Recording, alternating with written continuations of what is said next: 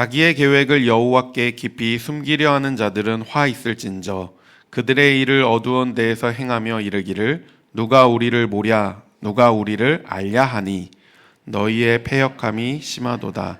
통이장이를 어찌 진흙같이 여기겠느냐 지음을 받은 물건이 어찌 자기를 지은 이에게 대하여 이르기를 그가 나를 짓지 아니하였다 하겠으며 비듬을 받은 물건이 자기를 빚은 이에게 대하여 이르기를 그가 총명이 없다 하겠느냐. 오래지 아니하여 레바논이 기름진 밭으로 변하지 아니하겠으며 기름진 밭이 숲으로 여겨지지 아니하겠느냐. 그날에 못 듣는 사람이 책의 말을 들을 것이며 어둡고 캄캄한 데에서 맹인의 눈이 볼 것이며 겸손한 자에게 여호와로 말미암아 기쁨이 더하겠고 사람 중 가난한 자가 이스라엘의 거룩하신 이로 말미암아 즐거워하리니 이는 강포한 자가 소멸되었으며 오만한 자가 그쳤으며 죄악의 기회를 엿보던 자가 다 끊어졌음이라. 그들은 송사로 사람에게 죄를 씌우며 성문에서 판단하는 자를 올무로 잡듯 하며 헛된 일로 의인을 억울하게 하느니라.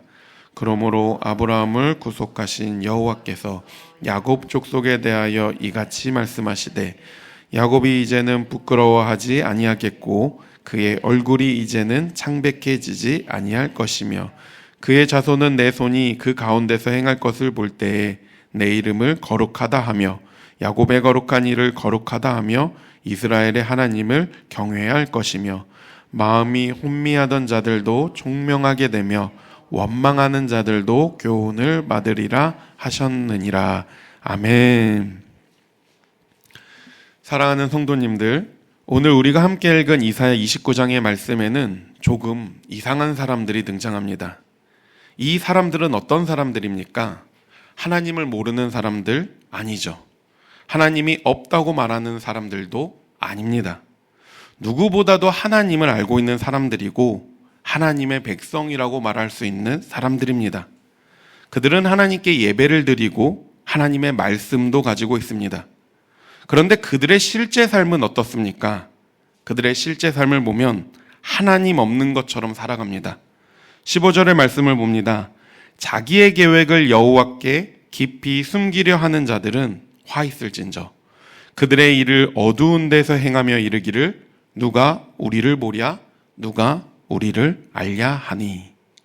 이들은 하나님께 자기의 계획을 숨깁니다. 그리고 말하죠. 누가 우리를 보겠느냐 누가 우리를 알겠느냐라고 말입니다. 이 말은 참으로 이상하지 않습니까?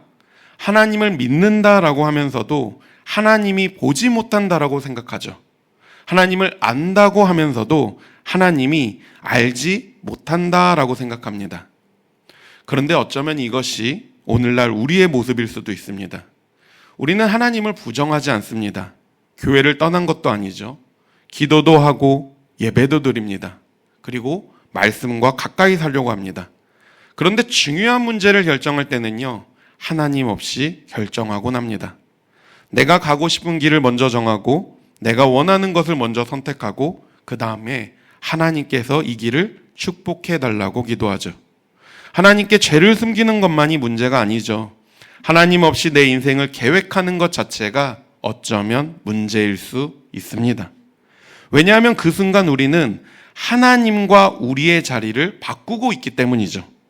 오늘 본문은 바로 그 뒤집힌 자리를 하나님께서 다시 제자리로 돌려놓으시는 이야기입니다. 16절의 말씀이죠. 너희의 패역함이 심하도다.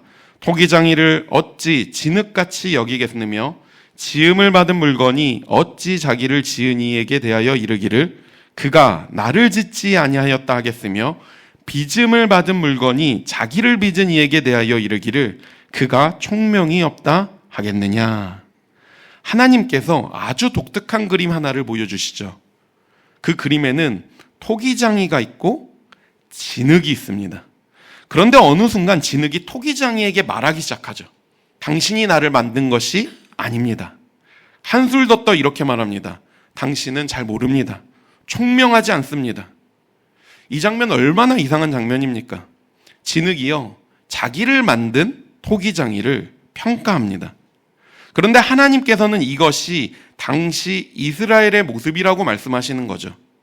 그들은 입으로는 하나님을 섬겼지만 실제로는 하나님보다 자신이 더 잘한다라고 생각했습니다. 그래서 하나님께 자기의 계획을 숨겼던 거죠. 생각해보면 우리도 하나님께 직접 이렇게 말하진 않습니다. 하나님은 잘 모르십니다. 그런데 우리는 때때로 그렇게 말합니다. 하나님, 이 문제는 제가 알아서 하겠습니다. 하나님, 이 선택은 제가 더 잘합니다. 하나님, 말씀을 알겠는데 현실은 그렇게 간단하지 않다라고 말입니다. 그래서 내가 먼저 결정하곤 합니다.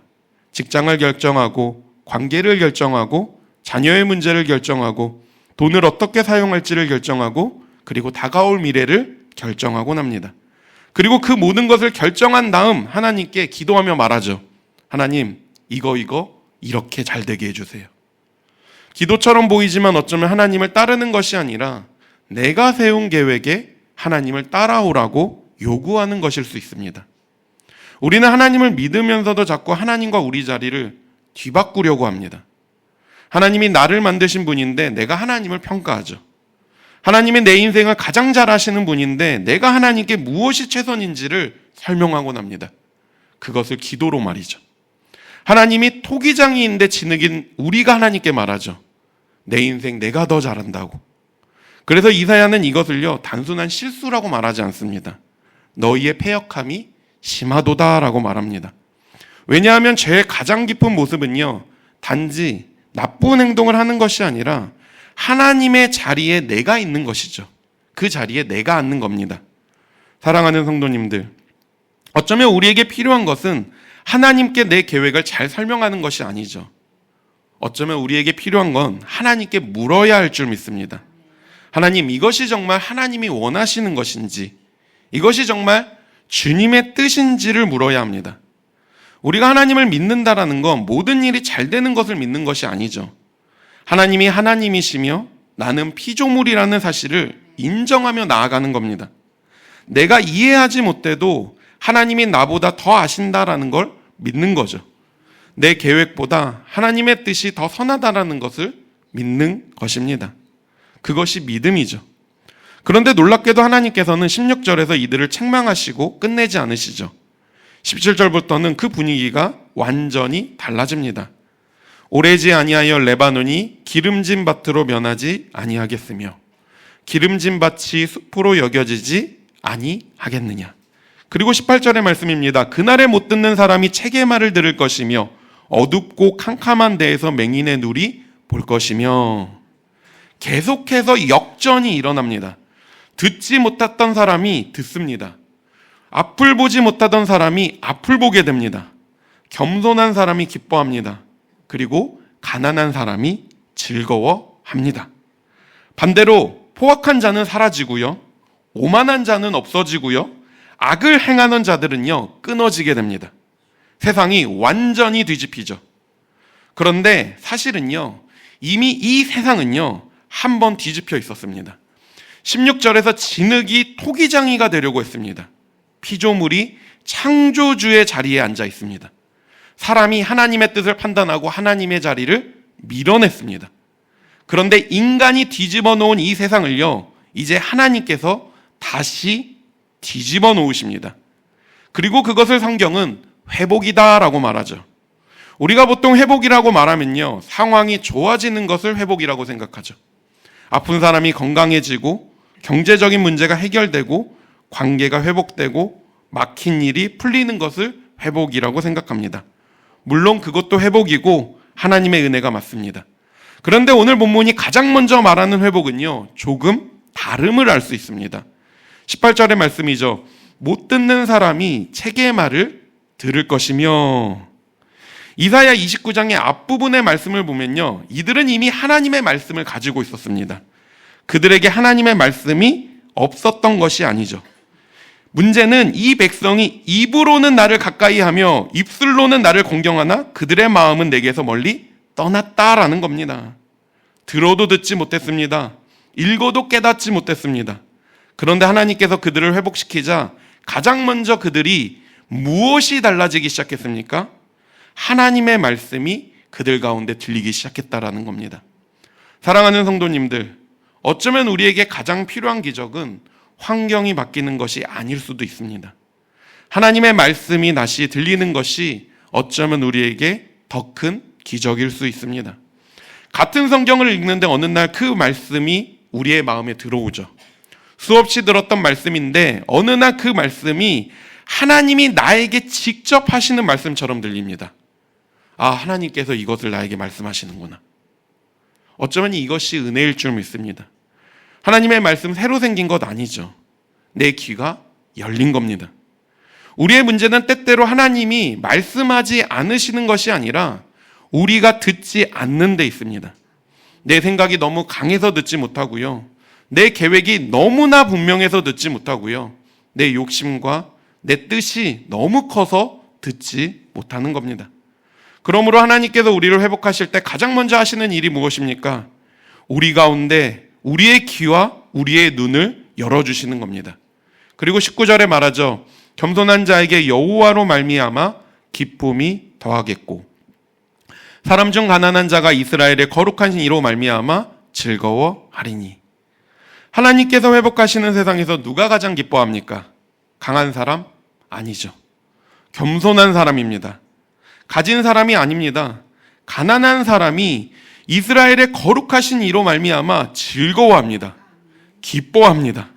그리고 20절과 21절에는 사람을 억울하게 만들고 말과 권력을 이용하여 다른 사람을 넘어뜨리는 자들, 그들을 하나님께서 반드시 심판하십니다.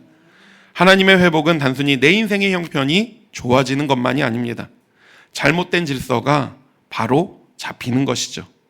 높아져야 할 분이 높아지고 낮아져야 할 사람이 낮아지고 억울한 사람이 회복되어지고 하나님의 말씀이 다시 들리는 겁니다.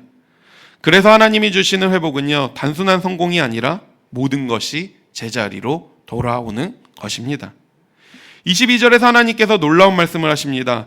그러므로 아브라함을 구속하신 여호와께서 야곱 족속에 대하여 이같이 말씀하시되 야곱이 이제는 부끄러워하지 아니하겠고 그의 얼굴이 이제는 창백해지지 아니할 것이며.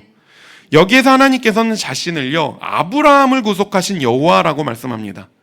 왜 하필 아브라함일까요? 야곱의 현재 모습, 이 이스라엘의 모습만 보면 그들에게는요, 더 이상 소망이 없기 때문이죠. 그들은 하나님의 말씀을 듣지 않습니다. 하나님께 자신의 계획과 자신의 뜻을 숨기죠. 자신이 하나님보다 더 잘한다라고 생각합니다. 그렇다면 하나님께서 이제 너희는 끝이다라고 말씀하셔도 이상하지 않는 거죠. 그런데 하나님께서는 야곱의 현재만 보지 않으십니다. 아브라함에게 주셨던 그 말씀, 그 약속을 하나님이 그들로 하여금 기억하게 하시죠. 하나님께서 시작하신 언약을 하나님께서 포기하지 않으십니다. 그래서 야곱의 회복은 야곱이 잘해서 시작되는 것이 아니라 하나님이 신실하기 때문에 시작하는 거죠. 이것이 바로 복음입니다. 우리의 소망은 내가 얼마나 잘하느냐, 내가 얼마나 능력 있느냐에 있지 않습니다. 내가 얼마나 완벽하게 하나님을 따르느냐에 있지 않습니다. 우리를 붙드시는 하나님의 신실하심에 있습니다. 그리고 하나님께서 그들을 회복하신 결과가, 그 회복시키신 결과가 23절에 나오죠. 그의 자손은 내 손이 그 가운데서 행한 것을 볼 때에 내 이름을 거룩하다 하며 야곱의 거룩한 일을 거룩하다 하며 이스라엘의 하나님을 경외할 것이며. 처음에는 하나님을 숨겨야 할 대상으로 생각했습니다. 누가 우리를 보랴. 그런데 마지막에는 어떻습니까? 그들이 하나님을 경외합니다. 하나님을 예배하는 거죠. 하나님을 밀어내던 사람이 하나님을 드높이는 거죠. 그리고 24절은 말합니다. 마음이 혼미하던 자들도 총명하게 되며 원망하는 자들도 교훈을 받으리라 하셨나니라. 저는 이 말씀이, 이 마지막 말씀이 참으로 놀랍다라고 봅니다. 18절에는 맹인의 눈이 열리죠. 귀먹은 사람이 듣습니다. 그런데 이사야는 그 놀라운 장면보다 더 조용한 장면으로 마지막으로 이 본문을 끝내죠. 원망하는 자들도 교훈을 받으리라. 처음 16절에는 사람이 하나님께 말했습니다. 하나님 잘 모르십니다. 그런데 마지막 24절에는 그 사람이 하나님께 배우기 시작합니다. 하나님의 말씀, 그 말씀을 교훈으로 받습니다. 처음에는 그들은 하나님을 가르치려고 했죠. 하지만 마지막에는 하나님께 가르침을 받습니다. 이것이 진짜 회복인 줄 믿습니다. 사랑하는 성도님들, 신앙이 성숙하다라는 건 하나님이 내가 원하는 걸 더 잘 받아내는 사람이 되는 것이 아닙니다. 하나님께 더 잘 배우는 사람이 되는 것이죠. 예전에는 말씀을 들으면 하나님이 제 상황은 다릅니다, 그건 현실적으로 어렵습니다라고 말했다면 이제는 말씀 앞에 조용히 나아가는 겁니다. 제가 잘못 생각했음을 주님께서 가르쳐 주시기를 원하는 것으로 순종하겠다라고 믿음으로 반응하는 것이죠. 이것이 하나님께서 우리 안에 주시는 가장 놀라운 변화입니다. 사랑하는 광명교회 성도님들, 오늘 말씀은 우리에게 묻습니다. 지금 하나님과 우리의 자리는 제대로 되어 있습니까? 혹시 하나님의 토기장이가 아니라 내가 통기장이가 되어 있지는 않습니까? 내가 계획하고 하나님께 따라오시라고 말하고 있지는 않습니까? 내가 원하는 답을 이미 정해놓고 하나님께 그것을 허락해달라고 기도하고 있지는 않습니까? 그러나 하나님은 우리를 버려두지 않으시죠. 뒤집혀버린 우리의 삶을 다시 원래의 자리로, 제자리로 돌려놓으십니다. 닫힌 길을 열어주시고 보지 못하던 눈을 열어주십니다. 교만한 자를 낮추시고 억울한 자를 일으키시며 하나님의 말씀이 다시 들리게 합니다. 그리고 마침내 하나님을 가르치던 우리를 하나님께 배우는 사람으로 만들어냅니다. 어쩌면 오늘 우리가 드려야 할 기도는요, 어쩌면 단순할 수 있습니다. 하나님, 제 계획을 이루어 주십시오가 아니라 하나님, 우리를 가르쳐 주십시오. 제가 이미 정해놓은 길을 축복해 주십시오가 아니라 주님이 원하시는 길을 보여달라고 기도하는 겁니다. 왜 하나님 이렇게 하십니까? 라고 따져 묻기보다 하나님, 이 시간 가운데 우리가 무엇을 배워야 합니까? 라고 묻는 것이죠. 진흙이 다시 진흙의 자리로 돌아가고 토기장이신 하나님을 하나님으로 인정할 때 그것은 패배가 아니라 그때부터 우리의 삶이 비로소 제자리를 찾기 시작하는 겁니다. 오늘 우리의 눈을 열어주시고 귀를 열어주시고 마음을 열어주시고 하나님을 가르치려는 사람이 아니라 하나님께 배우는 사람이 되기를 권면합니다. 그리고 우리의 계획보다 하나님의 뜻을 신뢰하며 우리의 뒤집힌 삶을 다시 제자리로 돌려놓으시는 그 하나님을 믿고 따라가는 저와 우리 광명의 모든 성도님들 되시기를 주님의 이름으로 축원합니다. 아멘.